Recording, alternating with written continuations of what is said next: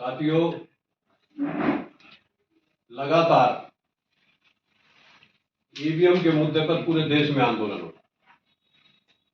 कहीं ना कहीं ईवीएम वोट की चोरी कर रही है और ईवीएम के माध्यम से ही लगातार 2014 से लेकर अब तक आज जो वर्तमान में सरकार बैठी हुई,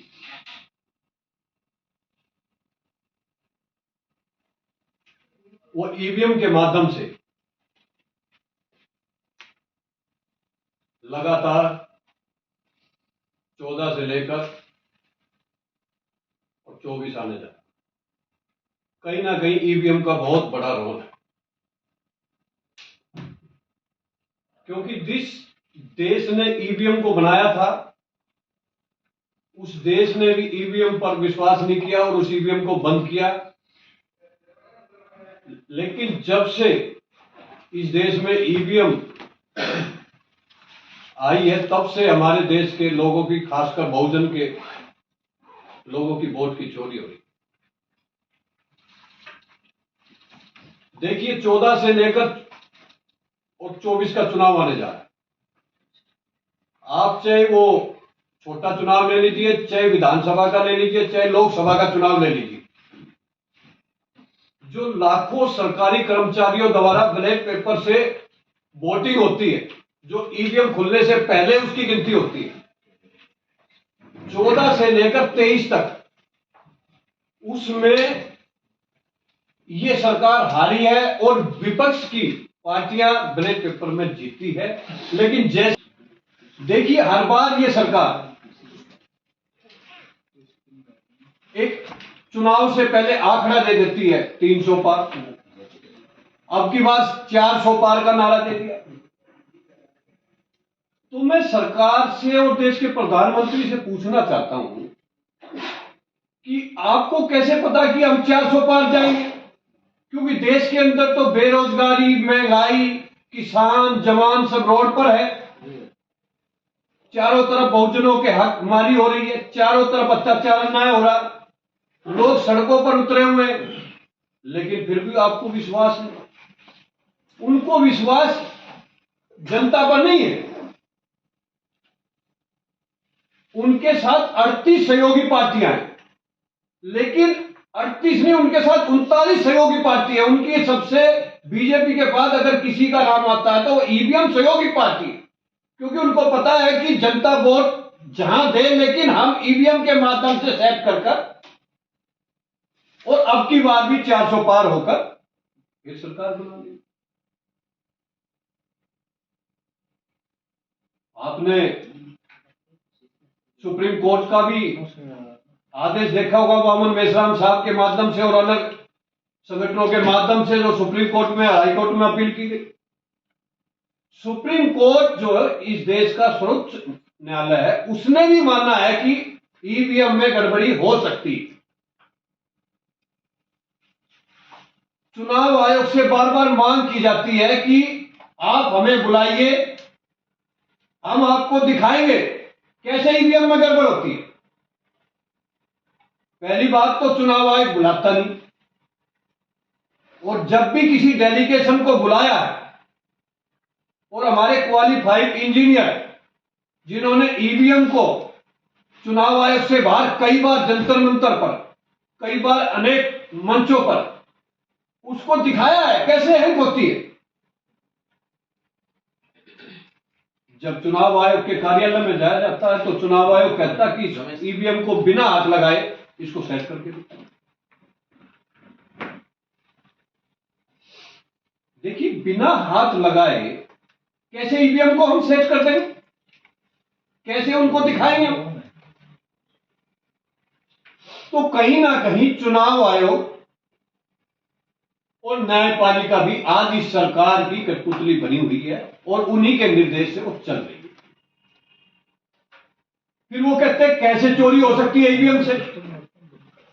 अभी आपने देखा होगा कि इसरो के कई वैज्ञानिकों ने चंद्रमा पर बैठे बैठे कंप्यूटर से ही पहुंच चुके, सूरज पर पहुंच चुके।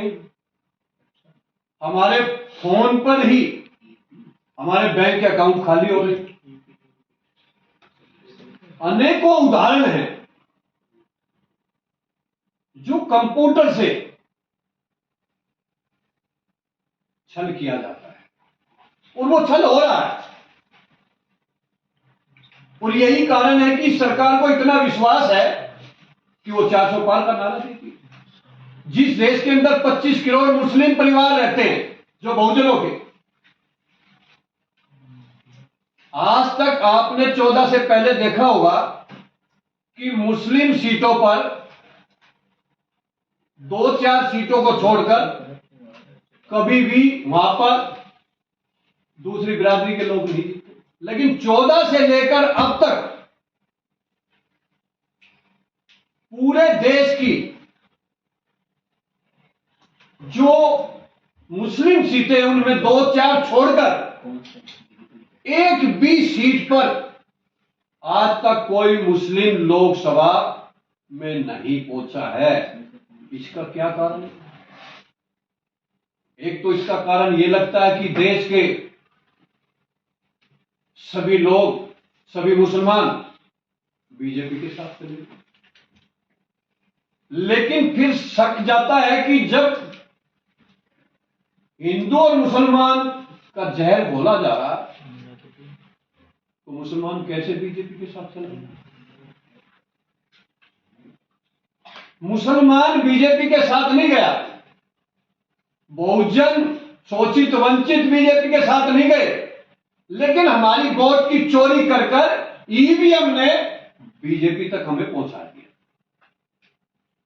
यही कारण है कि आज ईवीएम पर शक किया जा रहा है। ईवीएम विश्वसनीय। जिस कंपनी ने ईवीएम को बनाकर सरकार को दिया, तो कई लोगों ने आरटीआई लगाकर सरकार से पूछा कि कितनी ईवीएम सरकार ने खरीदी, तो सरकार ने कहा 19.5 लाख ईवीएम हमने खरीदी।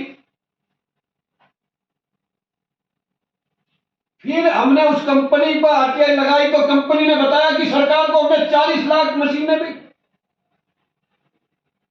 तो मुझे बताइए वो 20 लाख मशीन कहां है? वो किस इस्तेमाल में होगी? तो कहीं ना कहीं शक ईवीएम पर और सरकार पर जाता है। इसीलिए पूरे देश के अंदर विपक्ष ही नहीं, किसान ही नहीं, दलित हो, मजदूर हो, SC ST OBC और माइनॉरिटी के 90% बहुजन लोग हो, सभी ईवीएम के खिलाफ रोड पर उतर चुके हैं।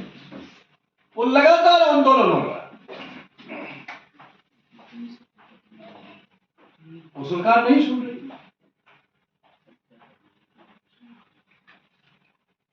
हमारा सरकार से आज इस प्रेस वार्ता के माध्यम से यह अनुरोध है कि 24 का चुनाव बैलेट पेपर से चुनाव कराया जाए। सरकार ये कहती है कि जहां हमारी सरकार नहीं बनती, विपक्ष की बनती है, तो वो वहां ईवीएम का क्या रोल है? जहां पर हम हार जाते, हम उनको कहना चाहते हैं हमें हार मंजूर है एक बार, लेकिन हमारा एक ही लक्ष्य है, एक ही मिशन है कि अब की बार बैलेट पेपर से चुनाव करा दीजिए। अगर जनता आपके साथ है तो आप जीत जाओगे और हम हार मान लेंगे, लेकिन बैलेट पेपर से चुनाव। काफी आंदोलनों के बाद चुनाव आयोग ने एक दूसरा रास्ता अपनाया, वीवीपैट, जो एक पर्ची निकलती है, लेकिन वो कितनी? 25%, और अलग अलग जगह पर कम संख्या में निकलती है। तो मैं सरकार से यह कहना चाहता हूं कि आप पूरे देश में हर मशीन पर ही बैलेट पेपर उस पे वीवीपैट से ही करा दीजिए, वो भी नहीं कराती। तो कहीं ना कहीं ईवीएम पर शक आता है, क्योंकि ईवीएम से हमारे वोट की चोरी हो, और ये चोरी से बनी हुई सरकार है। अगर जनता इसके साथ होती तो आज किसान रोड पर क्यों बैठे हो? भारत पाकिस्तान से बड़ा बॉर्डर शंभू बॉर्डर को बना दिया गया और अनेकों बॉर्डर को बना दिया गया। हमारे दिल्ली में प्रदर्शन करने पर रोक लगा दी। हमारे किसानों का एमएसपी का हक नहीं दिया जा रहा। फिर भी सरकार कहती है कि 400 पार। मुझे तो ऐसा लगता है कि कहीं ना कहीं भगवान राम भी इनके साथ खड़े हो चुके हैं और उन्होंने इनको कहा बेटे 400 पार का नारा दे दो, मैं 400 पार करा दूं। लेकिन मेरा यह मानना है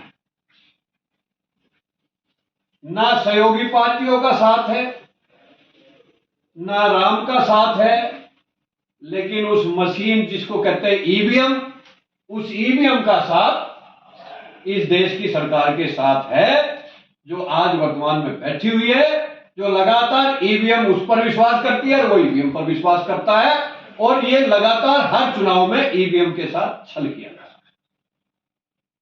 अभी विधानसभा के गुजरात में चुनाव हुए, उदाहरण बहुत है। 5 बजे के बाद 5:30 बजे तक 15 लाख वोट डल चुकी है। 1 मिनट में एक वोट डलती है, आध घंटे में 15 लाख वोट कैसे डल गए? उत्तर प्रदेश के अंदर 4 सीटों पर लोकसभा चुनाव के अंदर पिछले 8,420,000 वोट ही 4 लोकसभा के प्रत्याशियों को कैसे मिला? गोरखपुर के अंदर जहां 1127 वोट है, वहां 1300 से भी ज्यादा वोट कैसे ईवीएम ने दिखा दिया? वो ऐसे दिखा दिया जैसे चंडीगढ़ मेयर चुनाव में देखा होगा, 20 वोट वाला हार गया, 16 वोट वाला जीत गया।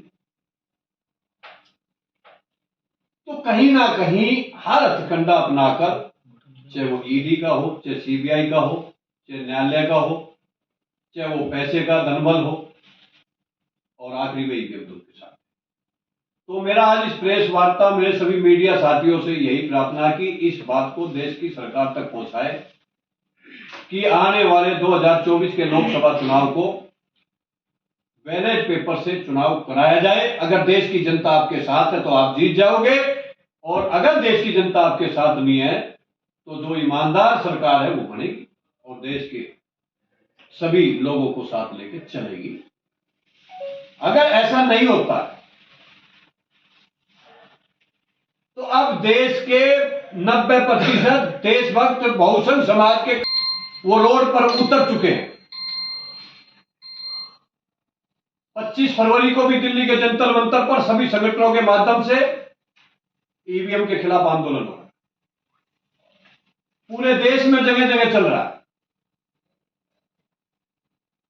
तो अब मैं देश की सरकार से कहना चाहता हूं कि अब की बार का चुनाव ईवीएम से हटाकर बैलेट पेपर से कराया जाए, वरना हम एक राष्ट्रव्यापी आंदोलन खड़ा कर और ईवीएम को हटाने का काम करेंगे और आपको भी हटाने का काम करेंगे। इन्हीं बातों के साथ मैं अपनी बात को विराम देता हूं।